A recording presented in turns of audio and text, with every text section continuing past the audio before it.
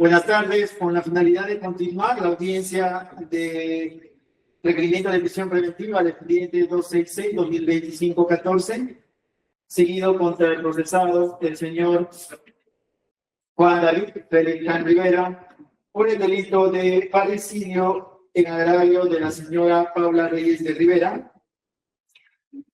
Vamos a acreditar a las partes que están presentes en 4 de la mañana. Doctor Guillermo, muy buenas tardes, por favor, acredítese. Buenas tardes, doctor Joel Chiclayo Tello, con los datos ya precisados en la anterior sesión de la mañana. Gracias. Bien, la defensa técnica del procesado se encuentra.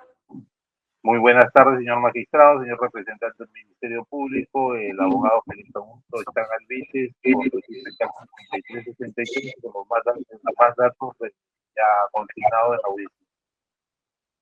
Creo que no se ha puesto a disposición todavía del detenido. Doctor, un efectivo policial ingresó y recibió de que el justo lo iba a traer. Doctor, ¿algún inconveniente para proceder a leer mi resolución, abogado defensor? Ninguna, doctor. Porque es algo técnico. Bien, entonces vamos a comenzar a darle lectura a la declaración por la anuencia del defensor, que se encuentra presente. Bien, la resolución va a ser la número 3, de fecha 9 de enero del año 2026.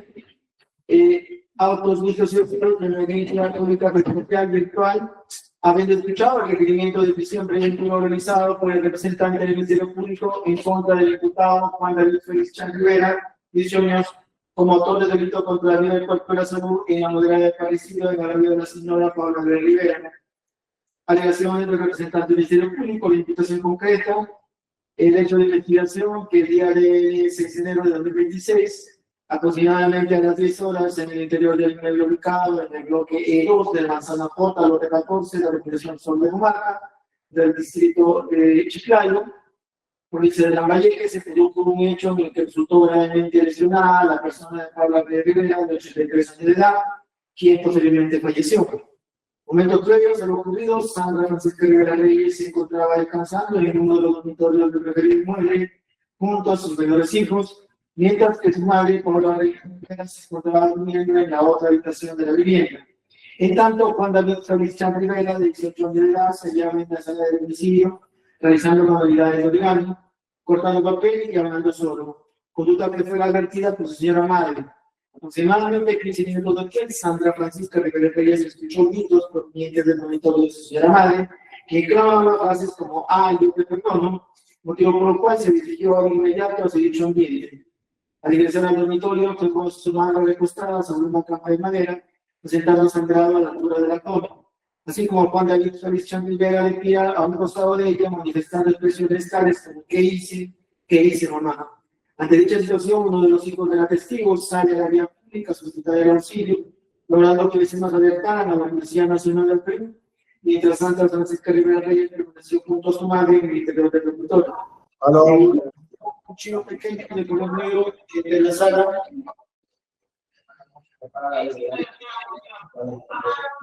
Hola. ¿Habéis tenido una presente del procesado? ¿Me copian? Sí, técnico. ¿A ver el procesado se encuentra presente? No, un ratito, está viniendo, está en otra diligencia, el carcelario, ahorita está bajando del piso.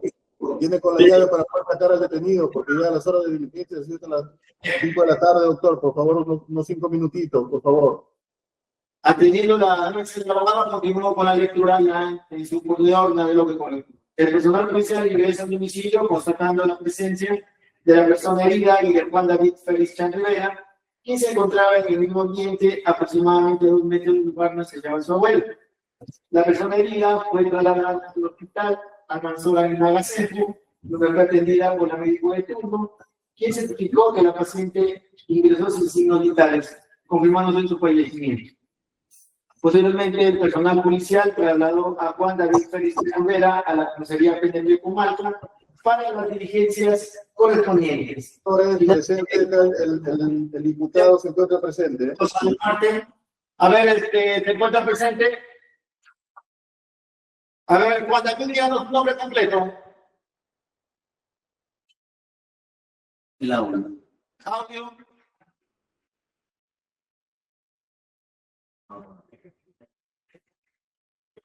Bien, a ver, su nombre del procesado. A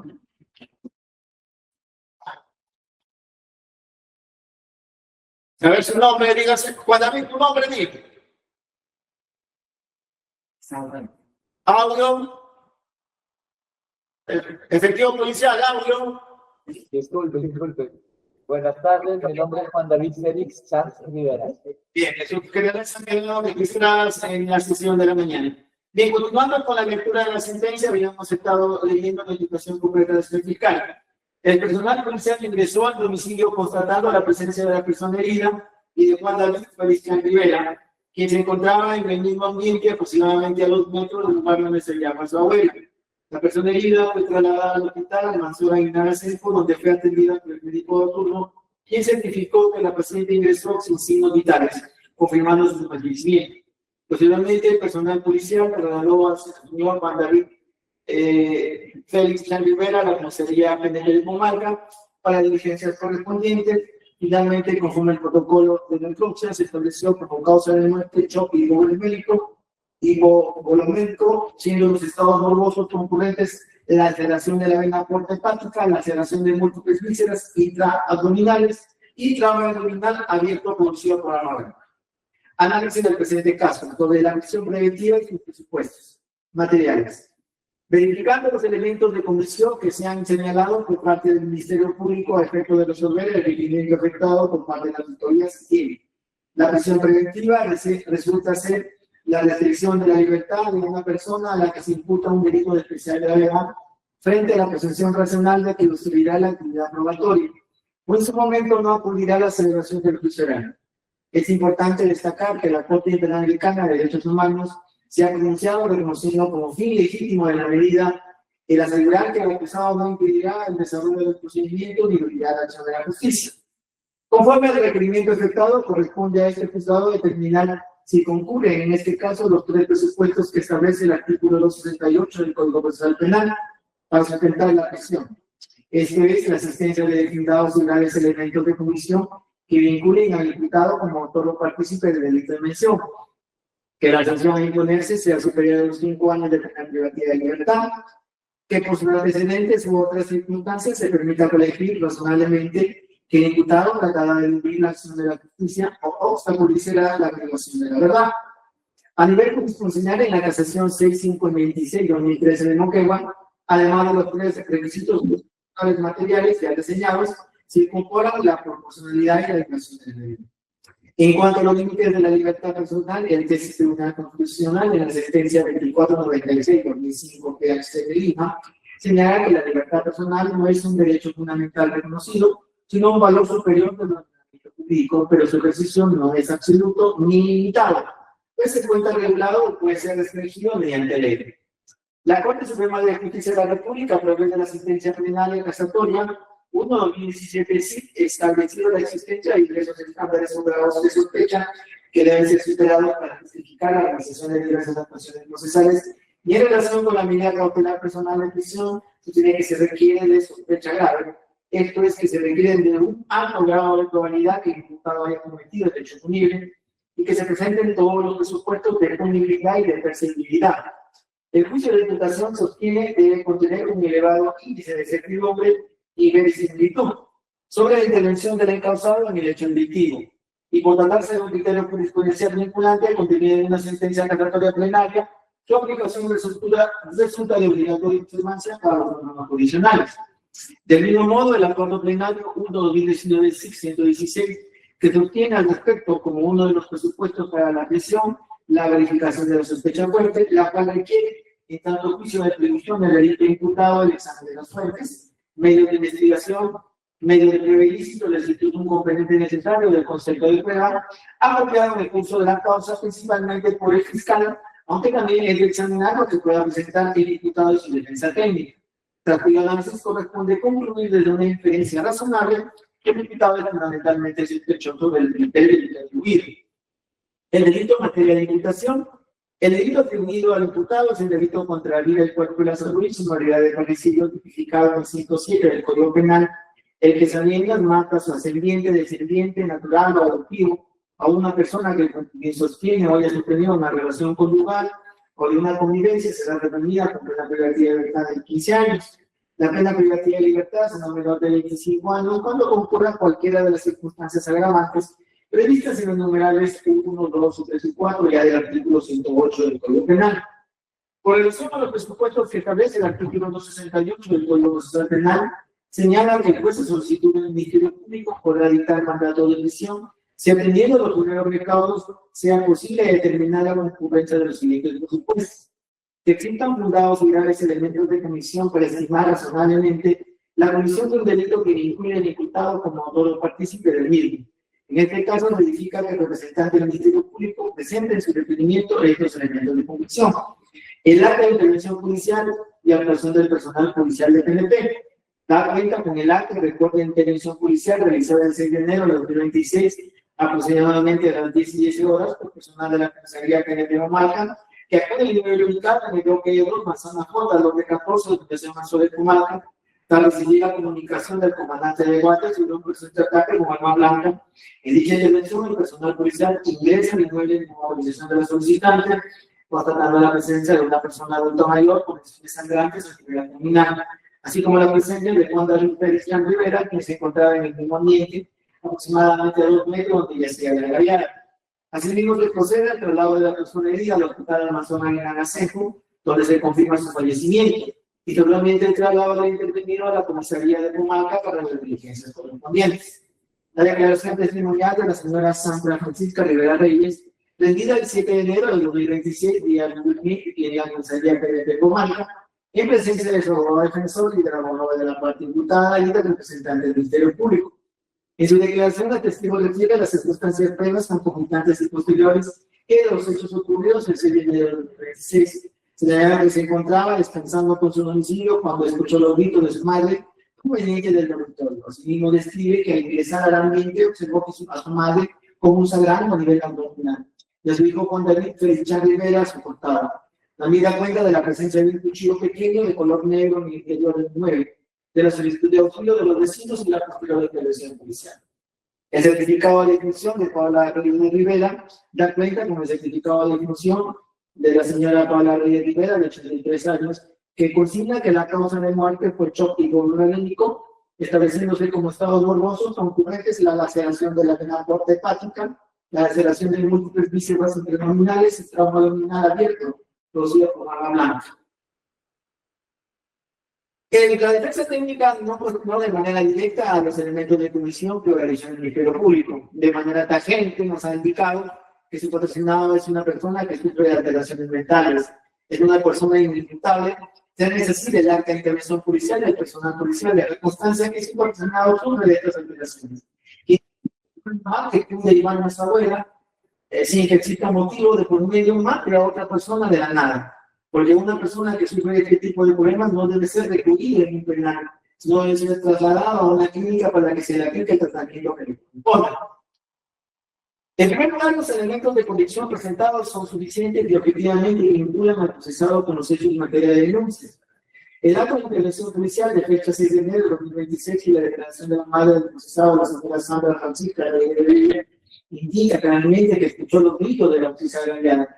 Y a la personarse al cuarto observa a la víctima con un sagrado a nivel criminal y a su hijo Juan David Félix Rivera a su costado, dándose cuenta de la presencia de un cuchillo pequeño de color negro en el interior del inmueble.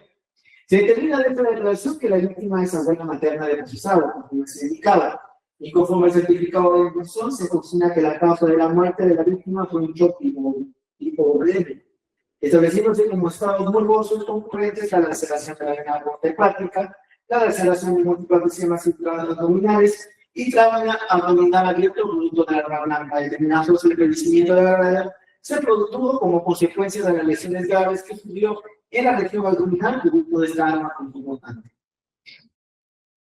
Objetivamente, este despacho, al inicio de la toma de las generales de ley de procesados, pudo apreciar que se encontraba orientado en el espacio y tiempo, contestando de manera normal al juez de la causa las preguntas enfrentadas. Incluso al finalizar la audiencia preguntó al juez de la causa cuánta pena le correspondía por este hecho de denunciar. Sin embargo, en todo momento de la audiencia, la defensa técnica enfáticamente nos indica que su patrocinado sufre de graves alteraciones mentales, ya que porque por simple lógica una persona normal no puede matar a otra sin tener un motivo aparente. E inclusive realizó la posibilidad de la presentación de una pericia médica que no la tuvo a la mano por falta de tiempo. En ese sentido, la oposición del Ministerio Público a los argumentos de la defensa técnica cobra clara efectividad, atendiendo lo que escrito en el artículo 72.2 del Código Procesal Penal, ya que la única manera para que este despacho se pronuncie con respecto a la inimputabilidad del procesado es a base de un informe pericial, esto con la finalidad de instar el procedimiento de seguridad. Sin embargo, no existe desde el desarrollo de la audiencia de prisión documentos para efecto de determinar de manera objetiva la pretensión de la defensa técnica del sentenciado. Máxima que se aprecia, el señor fiscal está solicitando la realización de la pericia psiquiátrica correspondiente conforme se aprecia el requerimiento de formalización de investigación, donde el Ministerio Público requerirá con celeridad el caso en la práctica de la adquisición de dicha prueba policial oportunamente. Por tanto, este órgano judicial se remite a lo que la doctrina señala. Es decir, con los graves elementos de condición no se busca la reprobación del derecho, es suficiente la carencia de probabilidad. Es así que en conocimiento cautelar que se evitan todos los casos de probabilidades y de similitud, por lo que basta que la existencia del derecho aparezca verisimil y que según un campo de probabilidades se pueda prever que en el principal se declare favorable a aquel que solicite la medida cautelar. En ese sentido, la jurisprudencia nacional establece que para la adopción de la medida de prisión no se exige tener las certezas de la imputación, sino que exista un alto grado de probabilidad de la ocurrencia de los hechos, tal como sucede en el presente caso.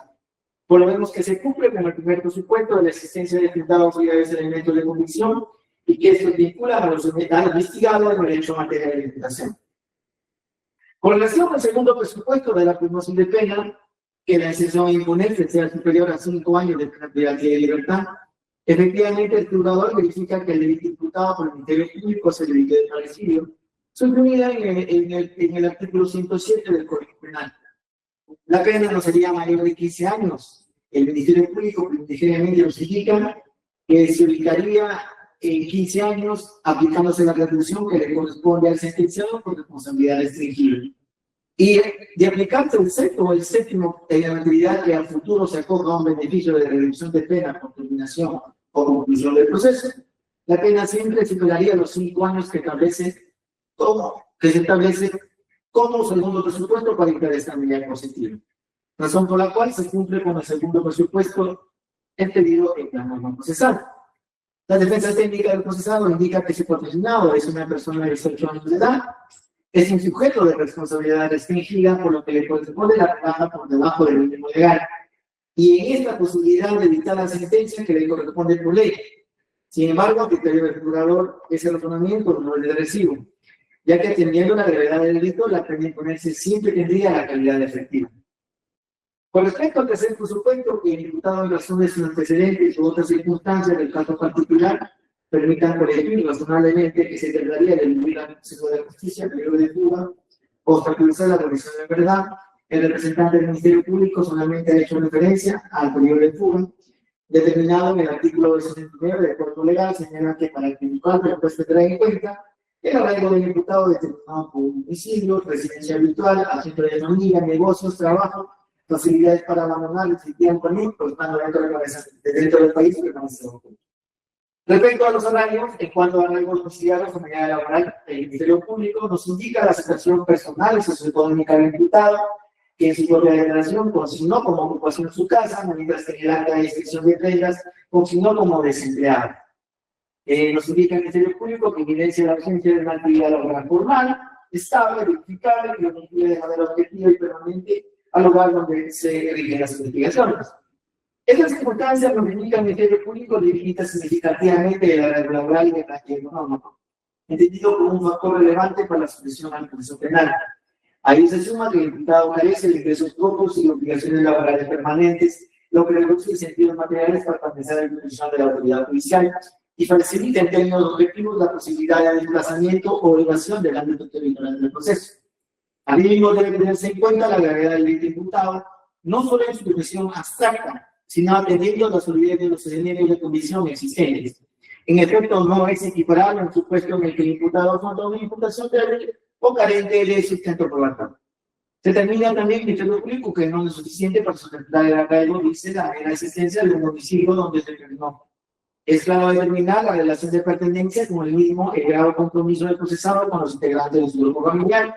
En este caso nos indica que se mantiene una madre enferma, por lo que el grado de compromiso laboral es muy importante para dar por ciertas respuestas. El análisis de arraigo laboral. De otro lado, si bien el imputado reside en el domicilio familiar, debe precisarse que el arraigo familiar que construía su principal elemento de situación al proceso se ha visto seriamente debilitado como consecuencia directa de los hechos materiales de la presente investigación. El delito imputado generaba la muerte de un integrante cercano al núcleo familiar, produciendo una fractura profunda en las relaciones intrafamiliares, siendo razonable inferir que la permanencia del imputado en dicho entorno genera conflictos, tensiones y rechazo, circunstancias que disminuyen sustancialmente la capacidad del arraigo para garantizar su sometimiento al proceso. La defensa técnica del impulsado nos ha indicado que su patrocinado trabaja desde el término del colegio. Los vecinos inclusive le han estado pagando para contar su dinero para seguir estudiando. Pero estos trabajos exponer con los vecinos no dan ningún tipo de recibo. Además, el arraigo familiar exposicionado es claro. Vive con su señora madre, vive con sus hermanitos. Además, debe atenderse que siendo un muchacho que sufre de alteraciones mentales, debe disponerse que se le interne en un hospital psiquiátrico o una entidad social para que se le asista con el tratamiento médico que le corresponde, ya que no puede mandarse a una persona con este problema de establecimiento penal. En ese mismo sentido, no es proporcional lo solicitado por el Ministerio Público, ya que siendo un paciente psiquiátrico sea ingresado al establecimiento, ya que como indicó, no es normal que mate las abuelas sin algún motivo aparente, por lo que solicita que aplique una medida alternativa a la prisión, una comparecencia con restricciones, donde los padres permitan cuidarlo, o se disponga su ingreso a un establecimiento penitenciario para que se trate de la afección mental que padece. Este despacho podría apreciar la existencia del acta de verificación domiciliaria de fecha 7 de enero de 2026. Al número consignado con organización El Sol de Comalca, los condominios de Comalca, bloque B2, Manzana J, lote 14, donde la hermana del procesado, la señorita Estefan Nicolás Chandivera, indica que el procesado vive en el domicilio del vecindario. Efectivamente, como le indica el Ministerio Público, la defensa técnica, existe un lugar donde el procesado pueda pernoctar, pero como esto no es suficiente, ya que debe acreditarse que el procesado muestre un alto grado de pertenencia con el domicilio indicado. En ese sentido, utiliza la posibilidad de que el procesado mantenga a su señora madre. En primer lugar, el juez apreció que el procesado de manera espontánea refirió que desde el primer año de secundaria vendía chocoteca. La defensa técnica del procesado nos indicó que los vecinos le pagaban por servicio al parecer de guardería. Sin embargo, no existe ningún tipo de documentación al respecto, solo se tiene la sustentación oral de la defensa técnica en cuanto a que tiene trabajo y mantiene a su señora madre. Sin embargo, la gravedad de la pena a imponerse y el mismo hecho de haberle quitado la vida sobre la materna ya procura un conflicto interno del hogar familiar, ya que de acordarse de alguna medida alternativa a la prisión, existe claramente un peligro evidente de fuga, ha tenido que desarrollar en la audiencia, fuera del peligro que significaría para los demás integrantes de su familia y la propia sociedad, que debe nuevamente que se domicilio. Otras consideraciones sobre la regla. El artículo 269.2 del Código Procesal Penal precisa que el juez, para evaluar el peligro de fuga, debe tener en cuenta la previa pena imponerse en caso de encontrarse en responsabilidad. En el presente caso, la pena sería muy superior a los 5 años de privación de pena privativa de libertad.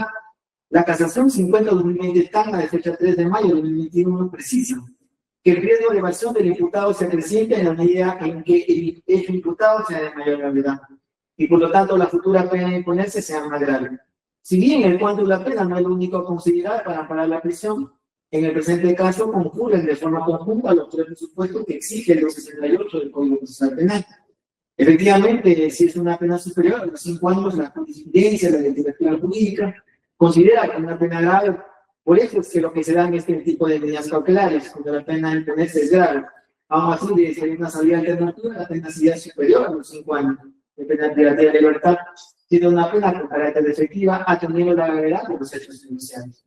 Con relación a la proporcionalidad del paso de la medida, este juzgado considera que la medida cautelar de prisión preventiva solicitada, la propia procesado resulta idónea y necesaria y proporcional, Y de cuenta de la magnitud de la gravedad del imputado, de que conforme se señaló, el sujeto tendría un margen de 10 años de cantidad de libertad, se debe tener presente la gravedad del delito cometido, el impacto que genera el delito de parecido en nuestra comunidad, que afecta gravemente la paz social, y la respuesta que se exige a las autoridades con respecto a este tipo de hechos.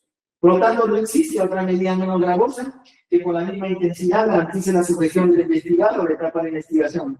También el desarrollo de la audiencia y del juicio oral frente a la necesidad de someter a la libertad personal del procesado ante la propia necesidad del estado cautelar otros bienes jurídicos constitucionalmente relevantes, identificando actos delictivos de la gravedad de la presente.